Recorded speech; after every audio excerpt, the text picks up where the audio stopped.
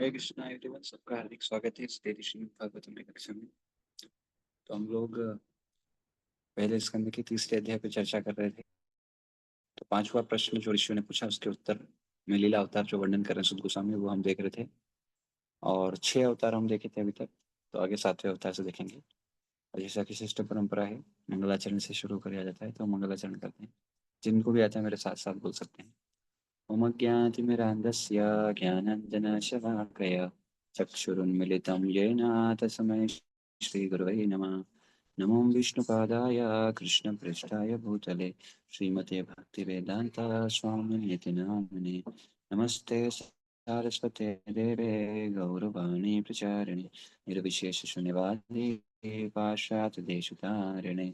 जय श्री कृष्ण चैतन्य प्रभु नित्यानंद श्री अद्वैत गदाधर श्रीवासादि गौरभक्तवृंद। हरे कृष्णा कृष्णा कृष्णा हरे हरे, हरे राम राम राम हरे हरे। ओम नमो भगवते वासुदेवाय, ओम नमो भगवते वासुदेवाय, ओम नमो भगवते वासुदेवाय। नारायणं नमस्कृत्यं नरं चैव नरोत्तमं देवीं सरस्वतीं व्यासं ततो जयमुदीरयेत्। नष्टप्रायेषु भद्रेषु नित्यं भागवत सेवया भगवती उत्तम श्लोके भक्तिर्भवति नैष्ठिकीम्। तो 6 अवतार हो गए, 7वें अवतार से देखते हैं। तथा सप्तम सब आपको 6 अवतार याद है? पहला अवतार कौन सा था? कुमार अवतार, 4 कुमार। दूसरा अवतार हाँ, बोर इनकारनेशन है। एंड देन बड़ा अवतार। तीसरा अवतार शुक्र अवतार भी बोलते हैं उनको। तीसरा अवतार हाँ, नारद मुनि, देवर्षि नारद। चौथा अवतार नर नारायण ऋषि। पांचवा अवतार भगवान कपिल। छठा अवतार भगवान दत्तात्रेय। अभी 7वां अवतार आ रहा है, ये कौन है? ये भगवान यज्ञ। तथा सप्तम आकुत्याम रुचेर्यज्ञोऽभ्यजायत स यामादे सुरगणेर्पात् स्वयाम भुवांतरम। 7वें अवतार प्रजापति रुचि तथा उनकी पत्नी आकुति के पुत्र यज्ञ थे। उन्होंने स्वयंभू मनु के बदलने पर शासन संभाला और अपने पुत्र यम जैसे देवताओं की सहायता की। तो भौतिक जगत की विधि व्यवस्था को बनाए रखने के लिए देवताओं द्वारा ग्रहण किए जाने वाले प्रशासकीय पद अत्यंत उन्नत पुण्यशाली जीवों को प्रदान किए जाते हैं। तो प्रशासकीय पद किसको दिए जाते हैं? जो बहुत पुण्यशाली लोग हैं। जब ऐसे पुण्यात्माओं का अभाव होता है, बेसिकली ये जो पुण्यात्मा है ये कोई साधारण नहीं है, ये एक्चुअली भक्ति होते हैं। और ये भक्त भी कोई साधारण लेवल के नहीं है, ये सब करीब शुद्ध भक्त होते हैं, इसलिए उनको ये जिम्मेदारी दी जाती है। क्योंकि पुण्यवान रहे तो बहुत सारे लोग हैं इस दुनिया में, पर शुद्ध भक्त विरले है, बहुत कम है। तो इसलिए जो ऐसे कोई शुद्ध भक्त बनते हैं उन्हीं को ये जिम्मेदारी दी जाती है। नहीं तो क्या होगा? हाँ, पूजा लाभ प्रतिष्ठा और विशेष रूप से पद आता है, तो पद हम हमेशा व्यक्ति को बांध देता है। ये तो स्वाभाविक बात है, पद व्यक्ति को बांध देता है, क्योंकि पद जो है वो उसके अंदर भोग की वासना, भोग की इच्छा को जगाता है, बढ़ाता है। इसलिए ये पद जो है, इस पे वही व्यक्ति रह सकता है जो इससे ऊपर उठ चुका हो। हाँ, जब देखो पूरा दुनिया पद के पीछे भाग रहा है, हर व्यक्ति को क्या चाहिए? पद, पर पोस्ट पोजीशन। इसको क्या बोलते हैं? Post and position. Everyone wants post and position. तो पोस्ट एंड पोजीशन अभी देखो, इवन देवराज इंद्र जो यद्यपि किसके वो हैं?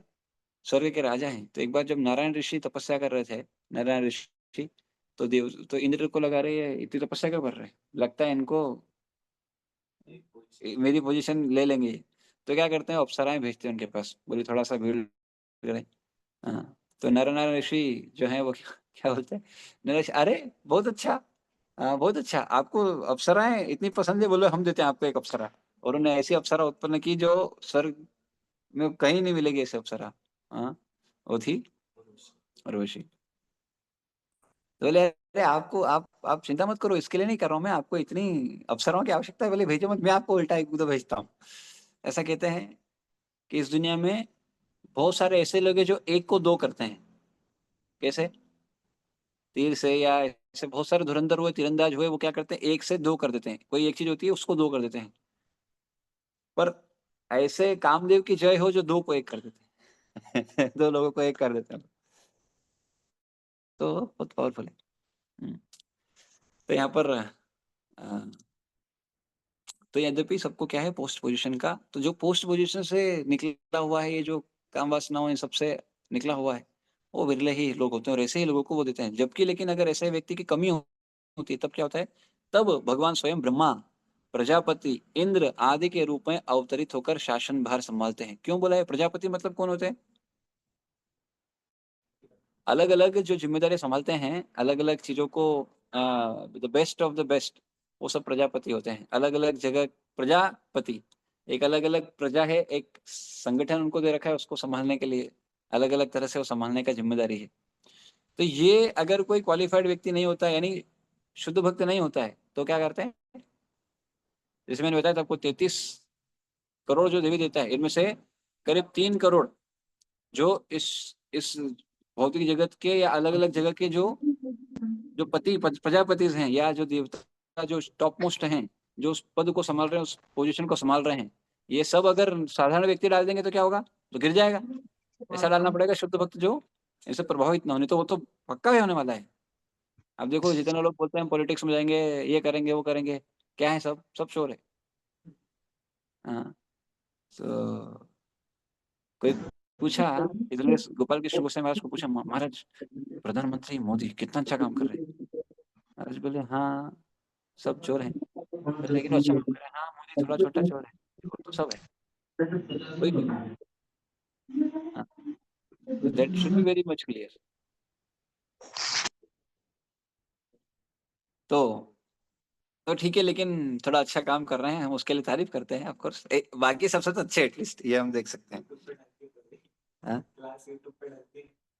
नहीं, ठीक है, डलती है तो जो है वो है, शास्त्र की दृष्टि से हम बोल रहे हैं। एक्चुअली उस व्यक्ति, वो व्यक्ति जो है वो अगर इन सब से परे है, कैसे समझ सकते हैं? जो जिनका कोई भर्त्सना करे, तो वो किसी की भर्त्सना ना करे, ऐसा है क्या? हो गया खत्म। कोई बहुत मुश्किल बात नहीं समझना शास्त्र के दृष्टिकोण से। भक्त, शुद्ध भक्त कौन है? One who is not bewildered by once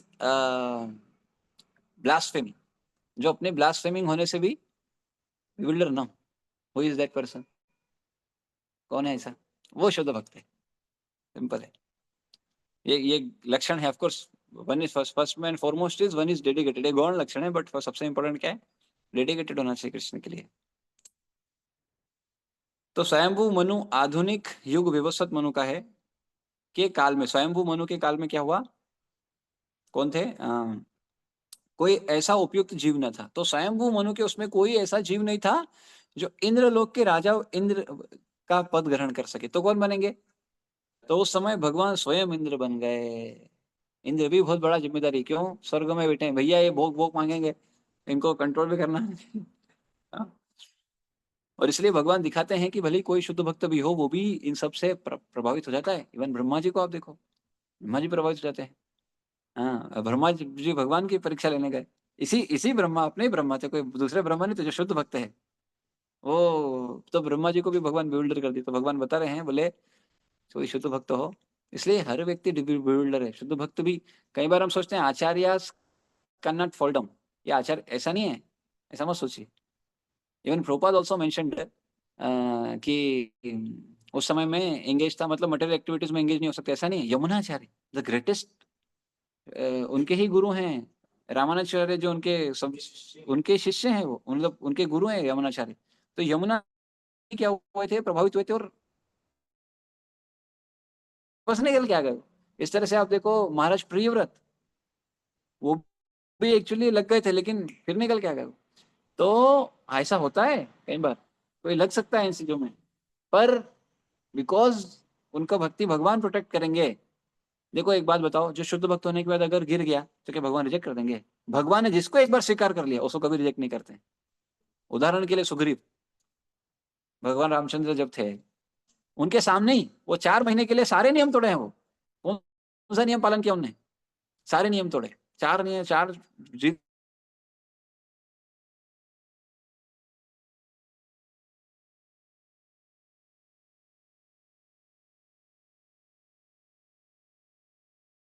क्या किया भगवान? Because I have accepted you and then now it is my duty to protect you. तो इट मे हैपन समटाइम कोई भक्त इस स्थिति में आ जाए, पर अगर वो भगवान में श्रद्धा बनाए रखा है तो क्या होगा, वो फिर से उठ जाएगा। And therefore one should not criticise any devotee one who is performing devotional service. अगर कोई भक्ति नहीं करा तब भी उसको क्रिटिसाइज करना हमारा काम नहीं है। सो इवन आप प्रभुपाद को देखो, प्रभुपाद इज एक्चुअली, प्रभुपाद हमेशा किसको क्रिटिसाइज करते हैं? फिलोसॉफी को क्रिटिसाइज करते हैं, व्यक्ति को क्रिटिसाइज नहीं करते हैं। हाँ, वो व्यक्ति अगर उसमें है तो अल्टीमेटिकली वो क्रिटिसाइज हो जाएगा, सिंपल है। पर प्रभुपाद किसी को नाम से नहीं जा बोले यार ये ऐसा कर रहा है, क्या what is this all bogus, they are doing this, they are doing this, everyone is thinking I am Indian American is this. तो हर व्यक्ति को जो फिलोसॉफी, जो शास्त्र सिद्धांत नहीं मानता या समझता, उसको क्रिटिसाइज किया जाता है। तो सिद्धांतिक रूप से हम क्रिटिसाइज करना चाहिए, व्यक्तिगत रूप से नहीं। तो वो मैं कोई अपने आप से नहीं बोला, वो तो महाराज बोले थे तो मैं वो रिपीट किया हूँ। हमको अधिकार नहीं, कोई हमसे पूछा था तो महाराज का ये रिप्लाई था बस। तो उस समय भगवान स्वयं इंद्र बन गए। यम आदि अपने पुत्रों तथा देवताओं की सहायता से भगवान यज्ञ ने संसार का शासन संभाला। तो जैसे मैंने बताया था, हर एक मनु के एक अवतार होते, मनवंतर अवतार। तो ये एक अवतार क्या है? ये वन ऑफ द मनवंतर अवतार है। मनवंतर में भगवान तो होते हैं ना कोई जो संभालेंगे, हाँ, मनु उसका कार्यभार संभालेंगे, पर उसमें भगवान कौन है? उसमें एक अवतार होता है, वो मनवंतर अवतार कहलाता है। तो ये 7वां अवतार हो गया। कौन कौन हो गया फिर से याद करिए? पहला अवतार 4 कुमार, दूसरा अवतार वराह अवतार, तीसरा अवतार नारद, देवर्षि नारद, चौथा अवतार नर ऋषि, पांचवा अवतार कपिल देव, छठा अवतार दत्तात्रेय, सातवां अवतार यज्ञ, आठवां अवतार के अष्टमे मेरु देव्याम तो नाभिर्जाता उरुक्रमा दर्शयन् वर्त्मा धीरान् धीराणाम सर्वाश्रम नमस्कृतम। 8वां अवतार राजा ऋषभ के रूप में हुआ। वे राजा नाभि तथा उनकी पत्नी मेरु देवी के पुत्र थे। इस अवतार में भगवान ने पूर्णता का मार्ग दिखलाया, जिसका अनुगमन उन लोगों द्वारा किया जाता है जिन्होंने अपनी इंद्रियों को पूर्ण रूप से संयमित कर लिया है और जो सभी वर्णाश्रमों के लोगों द्वारा वंदनीय हैं। तो भगवान ऋषभदेव आए कौन से अवतार के रूप में? 8वें अवतार के रूप में, 8वां अवतार। ठीक है, ये 22 अवतार यहाँ बताएं, हमको याद करना है एक एक करके, इसलिए मैं बार बार रिपीट कर रहा हूँ, भूलना नहीं, इसको याद होना चाहिए सबको। ये 22 अवतार, भागवतम के 22 अवतार कौन से हैं? एटलीस्ट मानव समाज स्वाभाविक रूप से जीवन के आश्रमों तथा वर्णों के अनुसार 8 वर्गों में विभाजित है। कौन कौन से? 4 वर्ण, 4 आश्रम, 4 वृत्ति परक, वृत्ति यानी उसके कर्म, गुण कर्म के आधार पर जो बना है। वृत्ति, वृत्ति यानी उसकी जो टेंडेंसीज हैं, यानी अल्टीमेटली उसका नेचर है ना, नेचर के आधार पर। तथा 4 सांस्कृतिक उत्थान, हाँ, उनको धीरे धीरे आगे बढ़ाना। एंड से संबंध विभाग, बुद्धिजीवी वर्ग, शासक वर्ग, उत्पादक वर्ग तथा श्रमजीवी वर्ग। वही है ये बुद्धिजीवी वर्ग मतलब कौन हो गया? ब्राह्मण। शासक वर्ग मतलब क्षत्रिय, उत्पादक वर्ग मतलब वैश्य और श्रमजीवी वर्ग मतलब शूद्र। ये 4 वृत्ति परक वर्ग हैं। विद्यार्थी जीवन, देखिए यहाँ क्या बोला? विद्यार्थी जीवन, ब्रह्मचर्य क्यों नहीं बोला? क्योंकि every student is suppose to be brahmacharya till the time he is studying, he should follow brahmacharya. After study उसके बाद क्या करना चाहिए उसको? One should either go to grihastha ashram और should continue to be a brahmachari, और मे बी उसके आगे की स्थिति में जा सकता है। तो तो ब्रह्मचर्य और गृहस्थ ये एक सिस्टम क्यों है? ये क्यों है ऐसा? पहले के लोग अगर आप देखो, सारे जो ब्रह्मचारी होते थे वो कहाँ रहते थे? गुरुकुल। गुरुकुल, गुरुकुल इज व्हाट? गुरु का आश्रम। अभी अभी ऐसा नहीं है। अभी बहुत सारी चीजें जब ट्रेडिशनल अगर देखें तो वो सब चीजें है नहीं एक्चुअली। हाँ, ट्रेडिशनल ब्रह्मचारी और सन्यासी, who is a sannyasi? One who do not associate with female at all, he is a sannyasi. Now now it is not possible. So therefore तो तब भी, तो इसलिए गृहस्थ जीवन में अलग चैलेंज है, ब्रह्मचारी जीवन में अलग चैलेंज है। वन हु इज अ गृहस्था, उसके अलग अलग, गृहस्थ आश्रम में कोई क्यों गया? कोई क्यों जाता है गृहस्थ आश्रम में? वो सिंपल अंडरस्टैंडिंग होना चाहिए, जो एटलीस्ट जो गृहस्थ आश्रम में उनको वो सिंपल अंडरस्टैंडिंग होना चाहिए। क्यों जा रहा है गृहस्थ आश्रम में? Because he is not able to control his sense. बहुत क्लियर होना चाहिए इस चीज में। वन शुड एक्सेप्ट ना, तभी तो आगे बढ़ेगा, नहीं तो फिर निकलेगा ही नहीं कभी। तो ठीक है, तो इसके अलग स्टैंडर्ड है। नाउ वन हु इज, उसमें ऐसा बताया गया है कि शास्त्र भी बताता है, हमारे आचार्य हरिभक्त विलास में भी बताते हैं, चार स्टैंडर्ड बताए गए हैं गृहस्थ आश्रम में। चार स्टैंडर्ड। चार स्टैंडर्ड क्या है? वन हु इज अ गृहस्थ, द फर्स्ट क्लास गृहस्थ, फर्स्ट स्टैंडर्ड है, सबसे टॉप मोस्ट स्टैंडर्ड है, one who indulge in the sexual activity for the procreation of children, one who loses his semen for procreation of children, this is the highest standard. अभी अगर यही standard present कर दिया जाए तो क्या होगा? तो जो नहीं कर पाएगा वो तो गिर गया, वो उसका क्या होगा फिर? तो इसलिए क्या है, the second standard is also there, कि अगर ऐसा नहीं कर सकता तो कम से कम one should indulge with one wife only for, नहीं वो तो पहले ही हो गया ना, वो तो नेचुरल है, शादी होने के बाद ओनली वाइफ से, वो भी for procreation of Krishna conscious children. अगर ये नहीं फॉलो कर सकता, top most standard second standard is, तो once a wife only, and to be for the specific period of times when it is not, जैसे जब स्त्री का रजोकाल दर्शन होता है उस समय पर ये अनऑथोराइज्ड है। इसी तरह से समय के समय, समय कब है? समय it can not be in the morning, it can not be in the evening, it can not be at any time except night. उसको बोलते हैं निशिचर्या। निशिचर्या मतलब समझते हैं? निशि किसको बोलते हैं? रात्रि। निशा या निशा सर्वभूतानाम, है ना? तो निशिचर्या, निशिचर्या किसको बोलते हैं? रात की activities. This is actually suppose to be only a night activity. तो वो उस समय पर करे, और वो भी कब? निशिचर्या तो हो गया मतलब रात के समय पर, कब? जो उपवास वाले दिन है उनको छोड़ के, जो जो रिस्ट्रिक्टेड पीरियड्स हैं उस समय छोड़ के, ये सेकंड स्टैंडर्ड है। हाँ, तो अभी क्या होगा, इससे थोड़ा रिलैक्स मिलता है जो गृहस्थ वगैरह, भैया चलो कम से कम ठीक है। हाँ,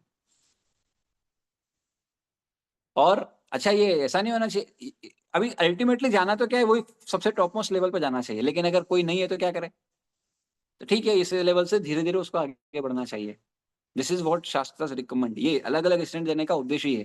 तो हम अब क्या कर पकड़ेंगे? सबसे लोवेस्ट ही पकड़ते हैं, इसलिए बताया कि लोवेस्ट आप पकड़ोगे तो आपको क्या मिलेगा? अगला जन्म मिलेगा। और लोएस्ट क्या है? तो अब इसका उद्देश्य क्या है? अलग अलग स्टैंडर्ड देने का उद्देश्य क्या है? बहुत ध्यान समझना है, इसको बहुत समझना जरूरी है। अलग अलग स्टैंडर्ड देने का उद्देश्य होता है, वन शुड प्रोटेक्ट वंस गृहस्थ धर्मा। क्या करना है उसको? तो गृहस्थ का धर्म क्या है? One should always engage with one's wife only, and no other relationship other than one's wife. Similarly to, तो अभी कई बार हम सोचते हैं कि शास्त्र में सिर्फ पुरुषों के बारे में दिया गया है, ऐसा मत सोचना। थर्ड कैंटो पढ़ो, स्त्री के बारे में बोला गया है। क्या बोला गया है? जो स्त्री सोचती है कि उसका पति से आसक्त है, तो वो उसको मुक्ति नहीं दिला सकता अगर वो कृष्णा कॉन्शियस नहीं है तो।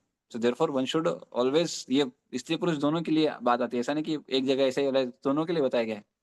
तो इसी तरह से स्त्री को भी सिर्फ और सिर्फ अपने हस्बैंड से संग होना चाहिए, और किसी से नहीं होना चाहिए। तो this are the different standards in which one should, तो इसका उद्देश्य क्या है? अलग अलग स्टैंडर्ड का उद्देश्य क्या है? One should always protect one's गृहस्थ धर्म और गृहस्थ आश्रम, ये सबसे इंपॉर्टेंट है। हाँ, अगर ये नहीं बचा पाया कोई, तो फिर खत्म है वो, फिर तो गया। तो अगर कोई व्यक्ति अगर सबसे लोएस्ट स्टैंडर्ड गृहस्थ आश्रम का सबसे लोएस्ट स्टैंडर्ड फॉलो करेगा, तो भी क्या होगा? तब उसको फिर से जन्म लेना पड़ेगा। कब? ऐसे चार स्टैंडर्ड बताए हैं, तो सबसे लोएस्ट स्टैंडर्ड अगर कोई फॉलो करेगा गृहस्थ आश्रम का, तो वो फिर से जन्म लेगा। जो थर्ड स्टैंडर्ड फॉलो करेगा वो स्वर्ग और भूलोक के बीच में कहीं तो जन्म लेगा। जो थर्ड स्टैंडर्ड, जो तीसरा स्टैंडर्ड अच्छा वाला फॉलो करेगा वो स्वर्ग लोक जाएगा, और जो फोर्थ स्टैंडर्ड फॉलो करेगा वो बैक टू वर्ल्ड जाएगा। तो अब हमको कौन से उसमें जाना है, तो हमको उससे समझना चाहिए। लेकिन अगर नहीं कर पा रहे तो क्या है, जीवन के अंत तक वो स्टैंडर्ड पे पहुंचना है एटलीस्ट, ये हम सबसे इंपॉर्टेंट है। हो सकता है आज को वो स्टैंडर्ड फॉलो ना करे, अगर ये, तो गोपाल भट्ट गोस्वामी क्यों दे रहे हैं स्टैंडर्ड? वो बोल रहे हैं क्योंकि मेजोरिटी में सोसाइटी में कौन है? गृहस्थ है। तो लेकिन ब्रह्मचारियों को इससे भी खतरनाक स्थिति है, क्योंकि they are having licence but they do not have any licence, तो then that is very difficult for them actually. तो इसलिए उनको बहुत चीजें संभल के रखना पड़ती है। पर of course brahmacharya is not the only thing. One can be a brahmachari but if is not worshipping the lord, what is the use of that brahmacharya? सिर्फ वो फिजिकल स्ट्रेंथ देगा, हाँ, वो कोई काम का नहीं है। वो ठीक है, आपको वापस से अगला जन्म देगा, ये देगा, वो देगा, लेकिन भगवान धाम तो भगवान की भक्ति में तो नहीं लगा सकता। तो जो पंचतत्व हैं, पंचतत्व में भी मेजोरिटी गृहस्था का रोल प्ले करे। They are not actually we have to understand, we are not brahmachari, we are not grihastha, we are not anyone, we are actually gopi भर्तमिलो दास दास दासानुदास। तो when we talk about our panchatattva, they are actually playing the role of a sannyasi or they are playing the role of a grahastha, but they are transcendental, वो इन सबसे परे है। ये हमको भगवान कभी भी इस सब में नहीं है।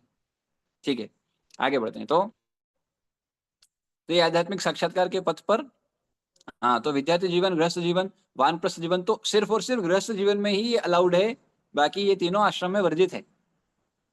सन्यासी जीवन ये आध्यात्मिक साक्षात्कार के पथ पर सांस्कृतिक उत्थान के 4 सोपान हैं। हाँ, इनमें से सन्यास आश्रम सर्वोच्च माना जाता है और सन्यासी समस्त वर्णों एवं आश्रमों का वैधानिक गुरु होता है। इसका जिम्मेदारी सबको गाइड करना। सन्यास आश्रम में भी सिद्धावस्था के लिए 4 अवस्थाएं होती है। हाँ, सन्यासी भी 4 तरह का होता है। देखिए, कुटीचक, बहुतक, परिवारजकाचार्य और परमहंस। हाँ, परमहंस अवस्था सिद्धि की चरमावस्था है। सभी इस आश्रम का आदर करते हैं। राजा नाभि तथा मेरु देवी के पुत्र महाराज ऋषभ भगवान के अवतार थे। उन्होंने अपने पुत्रों को तपस्या द्वारा सिद्धि मार्ग का पालन करने का उपदेश दिया, क्योंकि तपस्या से जीवन पवित्र बनता है। इसलिए तपस्या करना चाहिए सबको। एवरीवन शुड डू दिस, तपस्या, क्योंकि तपस्या से जीवन पवित्र बनता है और मनुष्य को आध्यात्मिक सुख का लाभ होता है। तपस्या मतलब यही है, फास्टिंग होना, कभी कभी फास्टिंग करना, विशेष रूप से स्पेशल डेज पे, एकादशी, भगवान के ये सब, या फिर हम कभी मंगल आरती नहीं किए, या तो as a punishment one should take this तपस्या, कि आज मैं ये नहीं करूंगा। कभी कभी क्या है ना, गायब हो जाना चाहिए, दुनिया से गायब हो जाना चाहिए, थोड़ा देखना चाहिए कि दुनिया अपनी में चलती है कि नहीं, तो आपको पता लगेगा अरे बहुत अच्छी चलती है, तब आपको समझेगा अपना कोई वैल्यू नहीं है इस दुनिया में। इसलिए कभी कभी सच में फोन वन बंद कर देने का, गायब हो जाने का, क्योंकि क्या है, आप जितना ये संग करोगे फंसते हो। तो इसलिए थोड़ा थोड़ा फास्टिंग करना चाहिए इन सब चीजों से, ये अपनी भौतिक जगत की चीजों से भी। इसलिए हम यात्रा निकाल के जाते हैं। क्या करते हैं यात्रा में, ये भैया सब बंद करो, थोड़ा अभी ये सब का कार्यक्रम छोड़ के भी थोड़ा कृष्णा कॉन्शियस एक्टिविटी में जाओ। अरे नहीं करोगे पता नहीं चलेगा, अरे अपने बिना दुनिया चल गई, तो अपन नहीं रहेंगे तो भी चलेगी, तो ये आसक्ति कम होगा, नहीं तो फंसेगा व्यक्ति। हाँ, बहुत जरूरी है सब। हाँ, लेकिन गायब होकर तपस्या करना चाहिए, नहीं तो सेंस एंजॉयमेंट में निकल जाना चाहिए। मैं थोड़ा घूमने जा रहा हूँ, सेंस एंजॉयमेंट करके आता हूँ, सब बंद रहेगा मेरा, घूमूंगा, मस्ती करूंगा, इसलिए नहीं जाना चाहिए। भजन करने के लिए जाना चाहिए, तो इसलिए धाम जाना चाहिए। धाम जाके भजन करने का, उधर बैठ के दिन भर माला करने का, लेकिन होता नहीं है। पर धाम की कृपा से धाम को प्रार्थना करते हुए कर सकते हो। आप यहाँ कर पाओगे, नहीं कर पाओगे, कर लो तो फिर वो धाम में और ये धाम में अंतर नहीं बचेगा आपके लिए, आप फिर निकल गए आप। ऐसे कोई है तो बहुत आपको प्रणाम वंदन है। तो धाम जाना चाहिए, धाम का इफेक्ट है, बहुत इफेक्ट है। क्योंकि तपस्या से जीवन पवित्र होता है और मनुष्य को आध्यात्मिक सुख का लाभ होता है, जो दिव्य है और निरंतर बढ़ने वाला है। देखिए, तपस्या से सुख होता है। हाँ देखो, तपस्या से जीवन पवित्र होता है और मनुष्य को आध्यात्मिक सुख का लाभ होता है। तो जो व्यक्ति तपस्या नहीं करता, वो भक्ति में आगे बढ़ पाएगा। हमारे गोस्वामी क्यों दिखा रहे हैं इतना तपस्या, क्यों नहीं खाते थे, क्यों ऐसे इतना परिक्रमा करते थे, क्यों? They are showing us the path. बाबा बिना तपस्या के नहीं होगा। तो 16 माला करना भी एक तपस्या है, इसलिए 16 माला करना है, बैठ के करना और तपस्या है। ये सब तपस्या के दृष्टिकोण से बात कर रहे हैं। तो तपस्या करना जरूरी है। तपस्या से क्या होगा, ये तपस्या से व्यक्ति को सुख का लाभ होगा, आध्यात्मिक सुख का लाभ होगा, और उससे ये निरंतर बढ़ेगा। तो जो व्यक्ति तपस्या करेगा, तपस्या मतलब ऑफकोर्स भक्ति को बढ़ाने के लिए, न कि तपस्या दिखा मैं। इसलिए आप देखो आज अभी कहाँ जा रहे हैं लोग, पूरी दुनिया कहाँ जा रहे हैं, कुंभ। क्यों? क्योंकि वहां कौन आ रहे हैं, सारे तपस्वी आ रहे हैं, सारे तपस्वी आ रहे हैं। कांटे पे सोते हैं कुछ कुछ, उनका एक ही हाथ ऐसा ही रखा हुआ है, दे आर डूइंग सम तपस्या, एंड पीपल वांट टू सी, ओ ओ तपस्या तपस्या। देवर in trance, they were in transcendental ecstasy, लेकिन हम उनको देख के ओ पूजनी वंदनी, अरे तुम भी थोड़ा करो कुछ कभी ऐसा, थोड़ा दर्शन, थोड़ा लाभ लो, थोड़ा उनका जैसा कुछ तो करें अपन। हाँ, भक्ति भगवान के भक्तों में जाते हैं तो वो क्या कर रहे हैं, इतना माला करे, कभी अपन भी करने का संकीर्तन, थोड़ा शास्त्र अध्ययन, ये सब करने का। ऐसा जाके ऐसा नहीं बस हाँ प्रणाम के लिए नहीं, ये करने के लिए। हाँ। और मनुष्य को आध्यात्मिक सुख का लाभ होता है जो दिव्य है, जो निरंतर बनने वाला है। तो भक्ति तपस्या को प्रमोट नहीं करता है, भक्ति तपस्या से नहीं मिलेगा, पर भक्ति बढ़ाने के लिए जो तपस्या किया जाता है वो उसकी बात कर रहे हैं, है ना। जबरदस्ती भूखा रहने का वो नहीं है, जबरदस्ती मैं भूखा रहूंगा आज, क्यों दिखाना चाहता हूँ मैं इतने दिनों से भूखा हूँ। ये ऐसा तपस्या कोई काम का नहीं, ऐसा तपस्या भक्ति नहीं बढ़ेगा। भक्ति बढ़ाने के लिए मैं तपस्या करता हूँ, ये बोला जा सकता है। कौन सी तपस्या है जो भक्ति बढ़ा रही है, जो भक्ति कम कर रही है वो तपस्या नहीं। हाँ, मैं रात रात जग जाग रहा हूँ, जाग के क्या कर रहा है, फिर दिन भर सो रहा है, तो मतलब क्या है फिर, तो उधर का इधर निकाल रहा है और बोले सोच समझ वापस करते हैं। हाँ, सोच समझ निकालूंगा मैं, उधर इतना कम सोया हूँ, इधर ज्यादा सोऊंगा मैं। हाँ, या कुछ लोग तपस्या करते हैं अपना कारोबार बढ़ाने के लिए या अलग अलग चीजों के लिए, लेकिन तपस्या का उद्देश्य होना चाहिए भक्ति। हाँ, वो उसके लाभ उसके लिए ही है। प्रत्येक जीव सुख की खोज में रहता है, किंतु कोई नहीं जानता कि शाश्वत एवं असीम सुख कहाँ उपलब्ध होगा। मूर्ख लोग वास्तविक सुख के स्थान पर भौतिक इंद्रिय सुख की खोज करते हैं। क्या बोल रहे हैं अभी देखो, तपस्या से सुख मिलता है, लोग क्या में कर रहे हैं, इंद्रिय भोग से सुख मिलेगा, इंद्रिय भोग से सुख मिलेगा ही नहीं, हाँ थोड़ा क्षणिक मिलेगा। तपस्या से जो सुख मिलेगा वो बढ़ेगा, इसलिए क्या करना चाहिए, इंद्रिय भोग छोड़ के तपस्या कर सकते हैं क्या एक दिन में, नहीं। See there is never a time when everything will be fine, सब कुछ सही हो जाएगा ऐसा कभी नहीं होगा, ये आप समझ लो पहले तो। We have to adjust, we have to manage, we have to accept both. जब तक हम इस दुनिया में हैं, तब तक ऐसा कभी नहीं होगा सब सही हो जाएगा, हाँ आज मैं जल्दी उठ, आज हर हर दिन जल्दी उठ के कभी नहीं उठे, ऐसा जरूरी, ऐसा गड़बड़ होंगी। तो वी हैव टू एक्सेप्ट हमारी सिचुएशन क्या है, we are not paramahamsas, we are not like पक्का एकदम एक एक चीज एकदम पक्का कर रहे हैं। एक बार पता है एक ब्राह्मण था, 3 संध्या में बराबर टाइम पे गायत्री करता था। तो तो कौन आया था, कली कली आया, बोले बोले ये करने दे उसको करने दे। वो उसको घमंड है इस बात का कि वो 3 टाइम की गायत्री कर रहा है, पर उसका उद्देश्य उसको पता नहीं। तो हम कई बार सही चीज कर रहे हैं, उसका भी घमंड है, वो भी कोई मतलब का नहीं। Ultimately we have to understand it is for the pleasure of the lord, ये भगवान की प्रसन्नता के लिए होना चाहिए। तो देयरफॉर हमारा पूरा भक्ति क्या कर रही है, हमको ये पैराडाइम को शिफ्ट कर रही है। हमको ये बंद नहीं कर रहे हैं एक्टिविटी, एक्टिविटी को सिर्फ मोड़ रहे हैं। And therefore Prabhupada use this uses a word dovetail, one should dovetail one's activity to Krishna. उसको मोड़ना है, तो तपस्या से जीवन पवित्र होता है, मनुष्य की आदत में ओके। कोई नहीं जानता कि शाश्वत एवं असीम सुख कहाँ से उपलब्ध होगा। मूर्ख लोग वास्तविक सुख के स्थान पर भौतिक इंद्रिय सुख की खोज करते हैं, किंतु ऐसे मूर्ख लोग यह भूल जाते हैं कि इस प्रकार का अस्थायी तथाकथित इंद्रिय सुख तो कुकर सुकर भी भोगते हैं। इसलिए प्रभुपाद बोलते थे, हाँ हॉग एंड डॉग, हाँ लोग उनके जैसा इंद्रिय भोग कर रहे हैं। एक बार इंद्र भी एक सुअर बन गए थे, हाँ शाफस। तो नारद मुनि आए, बोले अरे इंद्र तुम सुअर की योनि में क्या करो, चलो तुम्हारा राज्य है उधर संभालना। अरे नारद मुनि मेरा इधर अभी मैं इधर राजा हूँ, अभी इधर भी राजा हूँ मैं सुअरों का, तो सुअर का राजा हूँ मैं, तो यहाँ रहने तो थोड़ा। अरे बोले उधर तुम्हारा ये क्या राज है उधर, अरे मेरी सुअर नहीं है, कितनी सारी सुअर नहीं है मेरी, कितनी प्रेम करती है मुझे, देखो उनका मुंह कैसा है, हाँ कितने बड़ी बड़े हैं, हाँ इतने मोटे ताजे हो रहे हैं, और मेरे बच्चे देखो कितने प्यारे प्यारे ऐसे करके मेरे को बुलाते रहते हैं। तो आई हैव रिस्पॉन्सिबिलिटी। तब सोचो इंद्र इंद्र के पद पे होने के बाद भी ये भौतिक संसार का इंद्रिय तृप्ति ऐसा है जो शुकर की योनि में भी व्यक्ति को प्राप्त है, उसमें भी जब जाएगा तो उसको भी छोड़ना नहीं चाहता है वो। हम इंसान की योनि में जो और डेवलप्ड, हमको और ज्यादा अच्छे से, ये जितना भी एडवांसमेंट है सब इंद्रिय तृप्ति बढ़ाने के लिए, इसलिए लोग फंस रहे हैं, इसलिए सारी समस्या आ रही है। एनर्जी एक्चुअली ये सब एनर्जी का वेस्टेज। आज मैं प्रोपा जी का लेक्चर सुना था स्नान करते समय, प्रोपा यही बोल रहे थे, बोले this whatever the advancement we have done, it is actually क्या कर रही है, ये हमको ये एक्चुअली एनर्जी का दुरुपयोग है, क्योंकि ये भगवान की भक्ति की तरफ नहीं बढ़ा रही है, उससे दूर लेके जा रही है। तो therefore we have to understand, ये जितना एडवांसमेंट है मोबाइल मोबाइल इससे भक्ति बढ़ा के कम हो गया। एक्चुअली देखा जाए तो कितने लोग इसको सही यूज कर पा रहे हैं, हार्डली एक दो मुश्किल से होंगे, सब कहीं ना कहीं फंस रहे हैं, इधर उधर इधर उधर उधर, इसमें जा रहा है उसमें जा रहा है उसमें जा रहा है। और जीवन अभी कहाँ चल रहा है, 4 चीजों में ही चल रहा है, किसमें, गूगल क्रोम, इंस्टाग्राम, व्हाट्सएप और यूट्यूब, पूरा गेम इधर ही चल रहा है अभी। पूरा व्यक्ति इधर, कभी ये कभी वो, कभी ये कभी वो, इधर से उधर, उधर से इधर, इधर से उधर, उधर से उधर, बस। और ये सबको देने वाला कौन है? मोबाइल या laptop. Majority of the time व्यक्ति का जाता है इसमें, इजंट इट? तो कोई भी पशु पक्षी या जंतु इस इंद्रिय सुख से वंचित नहीं है। प्रत्येक योनि में, जिसमें मनुष्य योनि भी सम्मिलित है, ऐसा सुख प्रचुरता से उपलब्ध होता है, किंतु मनुष्य जीवन ऐसे सस्ते सुख के निमित्त नहीं मिला है। क्या सस्ता सुख चाहिए क्या आपको? ऐसे सस्ते सुख का क्या मतलब है? ये तो ऐसा इंद्रिय भोग तो पशु की योनि में भी है, कबूतर की योनि में भी है, सबकी योनि में। क्या करेंगे? सोने का सुख चाहिए, भालू पोलर बियर बना देंगे, लो 6 महीने सो भाई तू।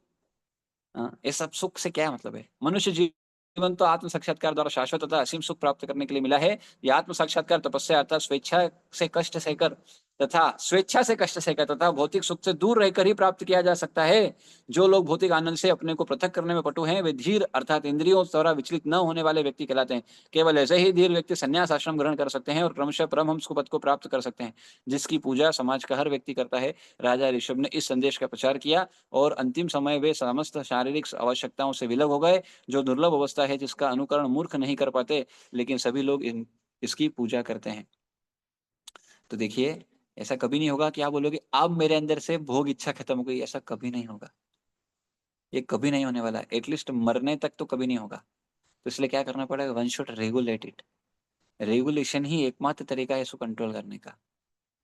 इसलिए जो 6 वेग है ना, ये 6 वेग को क्या करना पड़ेगा? One should try to regulate them. Regulate मतलब मना नहीं कर रहे हैं, अरे आप छोड़ नहीं पाओगे एकदम से, इसको रेगुलेट करना है।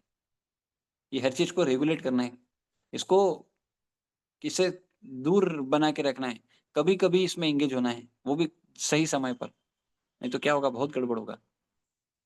और यही पतन का कारण है। लोग रेगुलेटेड लाइफ नहीं जी रहे हैं। पहले के लोग रेगुलेटेड, सोने का टाइम फिक्स था, उठने का टाइम फिक्स था। अभी ना सोने का फिक्स है, ना उठने का फिक्स है, ना खाने का फिक्स है, ना निकालने का फिक्स है, कुछ फिक्स नहीं उनका। सब गड़बड़ चल रहा है, कभी इधर कभी उधर, कभी इधर कभी उधर, सब पूरा रूटीन ही बिगड़ा हुआ है। ये सबके लिए है। सो देयरफॉर वन शुड ऐसे महान भक्तों का संग करना चाहिए जो रेगुलेट किए हुए हैं, जो भजन में है, उनसे हमको भजन आने वाला है। And therefore, Bhagavatam is one of the most important literature. One should read, one should give one time in reading Bhagavatam and take shelter of Bhagavatam and holy name. ये सब से हमारा उद्धार होगा। बाकी ये क्या है, भौतिक एडवांसमेंट क्या उद्धार करेगा, फंसाएगा। तो therefore, तो अभी तक कितने अवतार हो गए याद है? 8 अवतार हो गए।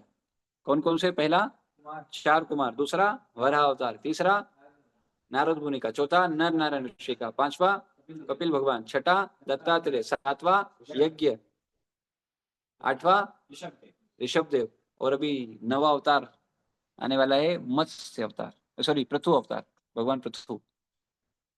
हाँ, तो इसको हम कल चर्चा करेंगे। अभी हम एंड करते हैं। जय ग्रंथा श्रीमद् भागवतम की जय, श्रील प्रभुपाद की जय, निताय गौर प्रेमानंदे, हरि हरि बोल। थैंक यू अमृतांश प्रभु, अनिल प्रभु, अंशिका माता जी, भारती माता जी, कृष्ण माता जी, नम्रता माता जी, नम्रता रानी माता जी, नीरज प्रभु, निखिल प्रभु, प्रहर्ष प्रभु, राहुल चतुर्वेदी प्रभु, राजकुमार त्रिपाठी प्रभु, राकेश प्रभु, शशांक प्रभु एंड सुनैना माता जी एंड स्वाति माता जी। Thank you everyone. किन्हीं को कुछ बोलना है तो बोल सकते हैं, अदरवाइज यहाँ पर एंड करेंगे हम। Okay, and here. Srila Prabhupada की जय, निताय गौर प्रेमानंदे, हरि हरि बोल। हरे कृष्ण।